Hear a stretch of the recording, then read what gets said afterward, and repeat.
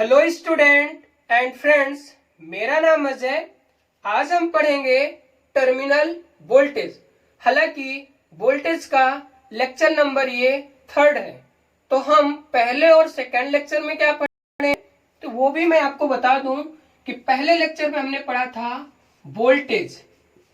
Voltage के बारे में हमने देखा था अच्छे से, जिसको हिंदी में विभव भी बोलते हैं इंग्लिश में, और इसका नाम होता है पोटेंशियल। इसके बाद हमने दूसरे लेक्चर में क्या देखा, लेक्चर नंबर 1, लेक्चर नंबर 2, तो इसमें हमने देखा था ईएमएफ, इलेक्ट्रोमोटिव फोर्स, और देखे थे हम वोल्टेज डिफरेंस, या उसको हम बोल सकते हैं पोटेंशियल डिफरेंस। आज हम देखेंगे टर्मिनल वोल्टेज।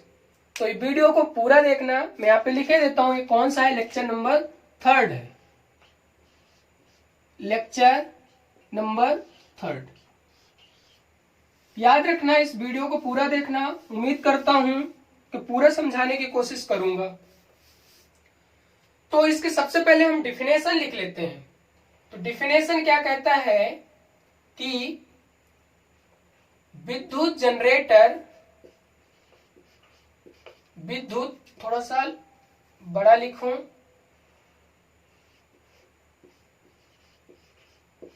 विद्युत जनरेटर, विद्युत जनरेटर या विद्युत उत्पन्न करने वाले, उत्पन्न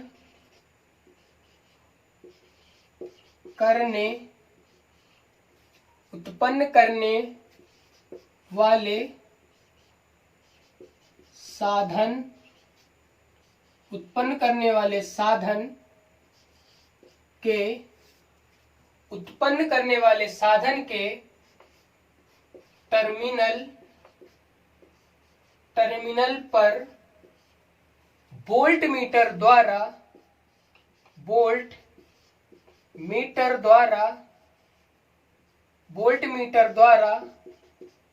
मापा गया वोल्टेज, मापा गया वोल्टेज क्या कहलाता है, टर्मिनल वोल्टेज। Terminal voltage.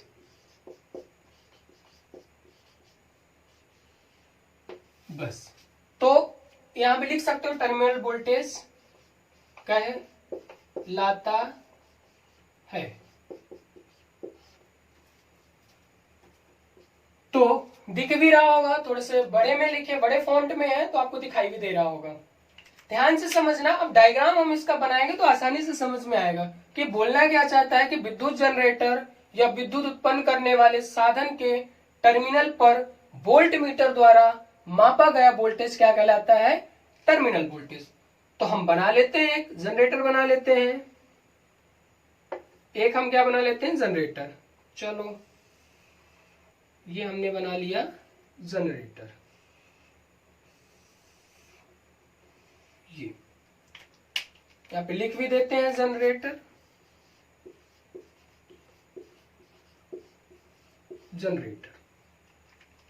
अब क्या इसका टर्मिनल बना लो, ये हमको क्या चाहिए, टर्मिनल वोल्टेज। ये अपने को चाहिए। इसको हम किससे डिनोट कर देते हैं, VT से हम डिनोट कर सकते हैं। चलो, तो टर्मिनल वोल्टेज हो गया। अब हमको क्या करना है कि इस पे क्या होगा, ईएमएफ होगा जनरेटर में। मान लेते हैं पूरा जनरेटर, इसमें क्या हो जाएगा, ईएमएफ। और क्या होगा, इसमें सप्लाई करंट होगी। जनरेटर में क्या कर सकते हैं, एक हो जाएगी सप्लाई करंट,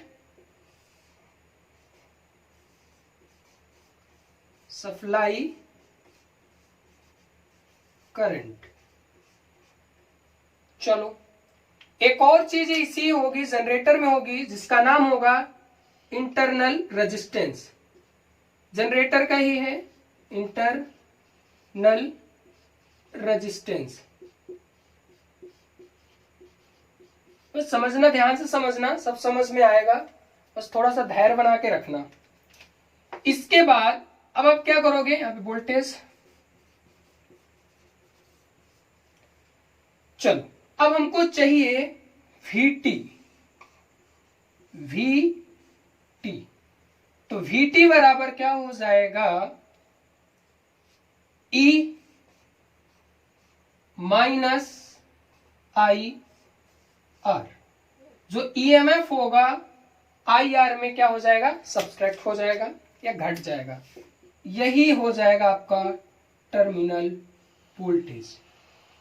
ये ज्यादा इंपॉर्टेंट है, मैं यहां पे इसे बॉक्स के अंदर पैक्ड कर देता हूं। ये अब हम देखते हैं कि भैया ये R क्या हो जाएगा, इंटरनल रेजिस्टेंस। ये R किस चीज को डिनोट करेगा, इंटरनल रेजिस्टेंस। तो यहां पे लिखे देते हैं इंटरनल रेजिस्टेंस। तो यहां पे हो जाएगा आपका R डिनोट करेगा इंटरनल रेजिस्टेंस। चलो अब क्या है, R के बाद अब एक चीज और देख लेते हैं कि I क्या करेगी, I क्या किस चीज को डिनोट करेगी, तो I यहां पे डिनोट करेगी सप्लाई करंट, जो यहां पे लिखा हुआ है। तो सप्लाई करंट। तो सर एक बात हमें समझ में आई, जो मोस्ट इंपॉर्टेंट है, मैं यहां नोट डाल के लिखूंगा, ज्यादातर पूछा जाता है, तो उसे ध्यान से देखना। ये नोट किसी पैसे से कम नहीं होगा, बस ध्यान देना कि EMF का मान, EMF ये है ना EMF, तो EMF का मान, EMF का मान हमेशा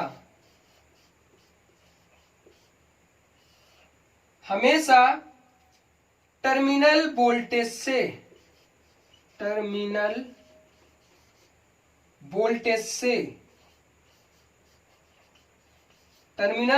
से क्या होगा, अधिक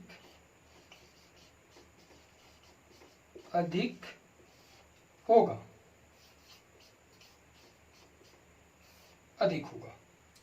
इतने बड़े बड़े अक्षर से भी लिखा हूं, आप लोग लिख सकते हैं। तो याद रखना, ये मोस्ट इंपॉर्टेंट हो जाता है कि देख लो EMF जो है टर्मिनल वोल्टेज से क्या होगा, EMF अधिक होगा, तभी तो, क्योंकि ये सब्सट्रैक्ट होगा, यहाँ पे जो सप्लाई करंट है और इंटरनल रेजिस्टेंस है। तो टर्मिनल वोल्टेज का जो भी मान आएगा वो क्या हो जाएगा, EMF से कम हो जाएगा। तो यहाँ पे क्या लिखा है, EMF का मान हमेशा टर्मिनल वोल्टेज से अधिक होगा। अगर इसी को उल्टा करना चाहे तो आप ऐसा भी कर सकते हो, शॉर्ट में अगर लिखना चाहो, यही जो बोला कि जो EMF का मान है, EMF का मान है, तो ये अधिक होगा, किससे अधिक होगा भाई, तो टर्मिनल वोल्टेज से। तो यहां पे ये भी होगा कि टर्मिनल वोल्टेज का मान EMF वोल्टेज से कम होता है। तो उम्मीद करता हूं कि ये वीडियो को आपको समझ में आई होगी। अगर आप नए हो तो इस चैनल को सब्सक्राइब कर लो। यहाँ पे ITI first year, ITI second year, यहाँ तक कि पॉलिटेक्निक जैसे क्लासेस भी यहाँ पे दी जाती है इस चैनल पे। तो अगर आप नए हो तो सब्सक्राइब कर लो, और अगर आप पुराने हो तो वीडियो को लाइक कर दो। अब आप इसका स्क्रीनशॉट ले लो। इसके बाद हम नेक्स्ट देखते हैं, जिसका नाम है वोल्टेज ड्रॉप। ठीक, तो इस वीडियो को दोबारा देख लेना अगर आपको समझ में ना आया होगा। हालांकि मैंने एक एक चीज समझा दी है, आप कमेंट में जरूर बताएं अगर आपको समझ में आया। अगर ना भी आया होगा तो भी कमेंट करके आप मुझे बताएं। हो सकता है मैं नेक्स्ट क्लास में आपको अच्छे से डिस्क्राइब कर सकूं जो आपका डाउट है। तो इसे हम रफ करते हैं। तो इसे रफ कर दे रहा हूं, आप स्क्रीनशॉट ले लिए होंगे। चलो, चैनल को सब्सक्राइब कर लो अगर नए हो तो। चलो ध्यान देना, आप हमारा क्या हो जाएगा, वोल्टेज ड्रॉप। चलो देखते हैं वोल्टेज ड्रॉप। इसकी डिफिनेशन पहले लिखते हैं कि वोल्टेज ड्रॉप है क्या। सिंपल सी डिफिनेशन है कि विद्युत धारा तथा प्रतिरोध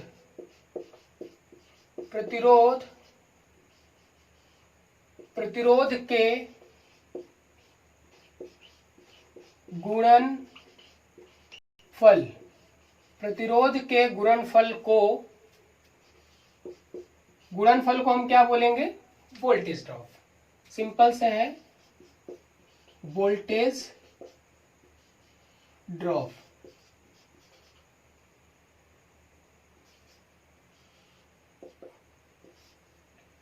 चलो ध्यान देना, डिफिनेशन तो बहुत इजी है कि विद्युत धारा तथा प्रतिरोध के गुणनफल को हम क्या बोलेंगे, वोल्टेज ड्रॉप। यानी मल्टीपल, किसका मल्टीपल होना चाहिए, करंट और रेजिस्टेंस का मल्टीपल। ध्यान देना, अब हम इसे समझने की कोशिश करते हैं कि हम कैसे फाइंड आउट करेंगे कि ये वोल्टेज ड्रॉप है। तो ध्यान देना, ये हम समझ लेते हैं कि ये रेजिस्टेंस है। ठीक, रेजिस्टेंस इसमें क्या है, आर है, और करंट कितनी है, आई है। तो हमें वोल्टेज ड्रॉप बताना है, तो V equal to I R volt. Volt क्यों, यूनिट होती है वोल्टेज ड्रॉप की। तो इसे हम बॉक्स में बंद कर लें, ये हमारे लिए क्या आ गया, वोल्टेज ड्रॉप। चलो आगे देखते हैं हमें। अब हम देखते हैं कि अगर क्या है, इंडक्टर है, ये इंडक्टर लगा हुआ है। अगर इंडक्टिव सर्किट है तब हम क्या करेंगे, कैसे निकालेंगे वोल्टेज ड्रॉप। तो ये L है और ये क्या है आपका I। ठीक है, तो हमें अगर इस टाइप से लिखना हुआ तो V equal to IL volt. अगर आप ऐसा सोच रहे हो लिखने के लिए तो ये क्या हो जाएगा, गलत। ये क्या हो जाएगा, गलत। तो मैं यहां पे कट कर दूंगा कि आप ऐसा नहीं लिख सकते। तब आपको लिखना किस टाइप से होगा, मतलब हम कैसे निकालेंगे। तो याद रखना, हमें इसका निकालना पड़ेगा इंडक्टिव रिएक्टेंस। इंडक्टिव रिएक्टेंस को हम एक्सल डिनोट करते हैं। इसका नाम लिख लो यहां पे, इसका नाम क्या है, इंडक्टिव रिएक्टेंस। इंडक्टिव रिएक्टेंस,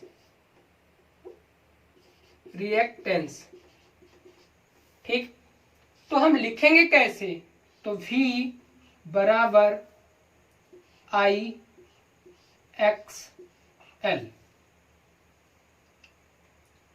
तो अब हमें क्या करना पड़ेगा, बस अब इसे वोल्ट में कर लो। वोल्ट, ये हमारे लिए क्या हो जाएगा, सही हो जाएगा। चलो अब हम बात कर लेते हैं कि अगर यूनिट की बात करें तो इसका यूनिट क्या हो जाएगा, ओम हो जाएगा। तो मैं यहां पे लिखे दे रहा हूं, अगर आपसे पूछे तो रेजिस्टेंस की यूनिट क्या हो जाएगी, तो ओम हो जाएगी। एल की यूनिट अगर कोई पूछता है तो इसकी यूनिट क्या हो जाती, एल यानी इंडक्टर, हेनरी। इंडक्टर की यूनिट क्या हो जाएगी, हेनरी। आप लिख लेना इंडक्टर। चलो अब हम देखते हैं कैपेसिटर अगर लगा हुआ है तब क्या होगा भाई। ये हमने कैपेसिटर लगा दिया है, चलो ध्यान से समझना। यहां करंट क्या है हमारे लिए आई, और यहाँ पे सी यानी कैपेसिटर। कैपेसिटर की यूनिट हो जाती है फैरड। मैं यहाँ पे लिखे देता हूं कैपेसिटर की यूनिट फैरड। अब हम क्या करेंगे, अगर हमें इस टाइप से लिखना हो V इक्वल टू आई सी, इस तरीके से हम इसे नहीं लिख सकते वोल्ट, तो हमें इस तरीके से नहीं लिख सकते। तो बॉक्स बना के हम इसे भी कट कर देते हैं। अगर आप ऐसे लिख रहे हो, अगर आप फाइंड कर रहे हो कोई न्यूमेरिकल है, तो आपका क्या हो जाएगा, गलत हो जाएगा। ठीक, अब हमें इसका क्या निकालना पड़ेगा, कैपेसिटिव रिएक्टेंस यानी XC। XC का मतलब क्या है, यहां पे लिख लेते हैं कि कैपेसिटिव रिएक्टेंस।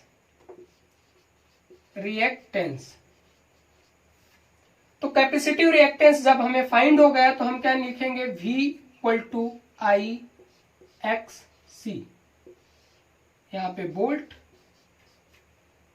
ये हमारे लिए क्या हो जाएगा, सही हो जाएगा। अब इसे हम बॉक्स में बंद कर लेते हैं सर, थोड़ा सा बड़ा लिख देता हूं तो दिख नहीं रहा होगा। V equal to I X C है ना, XC वोल्ट यूनिट होती है, तो आप वोल्ट लिख लो। अब इसे हम किस में पैक करेंगे, ये इस टाइप से। तो आप एक बार देख लो, अगर आपको स्क्रीनशॉट लेना है तो आप इसे स्क्रीनशॉट ले सकते हो। तो अब हम देखते हैं कि मान लो आपके मन में आ रहा होगा सर कि हम XC कैसे फाइंड आउट करेंगे, कि हमें XC कैसे फाइंड आउट करना है या XL कैसे फाइंड आउट करना है। तो मैं यहां लिख देता हूं कि XC अगर आपको निकालना है तो 1/ω C। अगर यहां पे निकालना, क्या निकालना है, XL निकालना है, तो ω/L। अब भैया आगे ये ओमेगा क्या है, तो मैं आपको बता दूं, ओमेगा है, आगे चलते हैं कि XC यहां पे लिख लेते हैं ओमेगा। ओमेगा दोनों के लिए सेम होगा तो मैं कॉमन लिख लेता हूं ओमेगा का मान। ओमेगा का मान मैं कॉमन लिख लेता हूं 2πf। ये ओमेगा का मान हो गया, तो मैं कॉमन लिख लिया हूं 2πf। एफ हो जाती फ्रीक्वेंसी।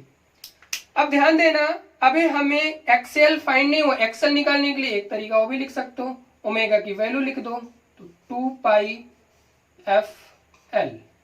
ये हमें फाइंड आउट हो जाएगी ओमेगा, मतलब एक्सएल। और एक्सएल क्या है हमारे लिए, तो आप अच्छी तरह जानते हैं कि एक्सएल क्या है। एक्सएल है इंडक्टिव रिएक्टेंस, ये हुआ।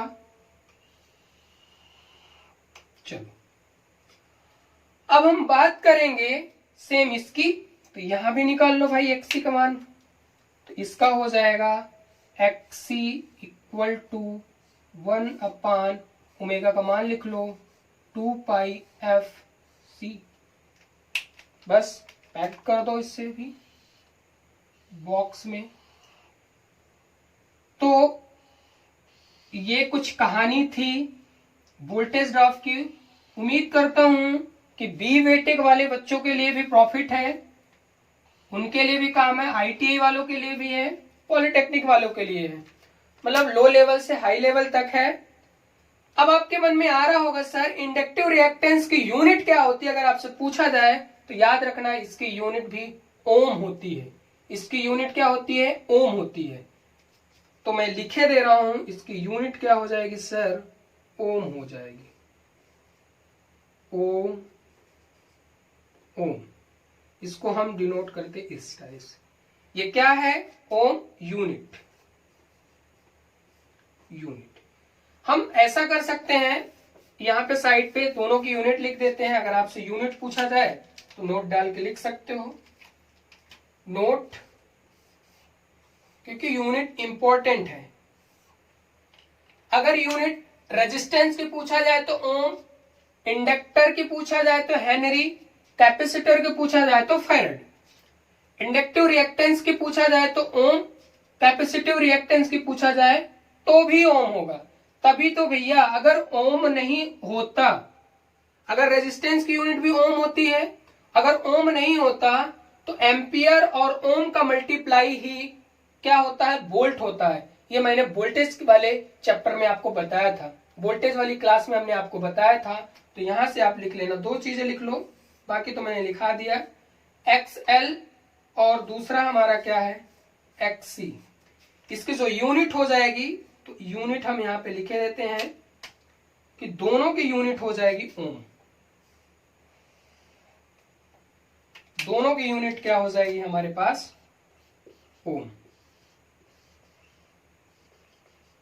सिंबल कुछ इस टाइप से। तो ये आपके लिए, अगर ये वीडियो अच्छी लग रही है तो आप इसे लाइक कर दो, अगर नए हो तो चैनल को सब्सक्राइब कर लेना, और कमेंट करना मत भूला करो, ताकि आप लोग कमेंट करोगे तो हमें ज़्यादा एनर्जी मिलती है, ताकि हम नेक्स्ट वीडियो आपको जल्द से जल्द अपलोड कर सके। हालांकि रेगुलर एक वीडियो, हम 1 या 2 वीडियो डेली अपलोड करते हैं।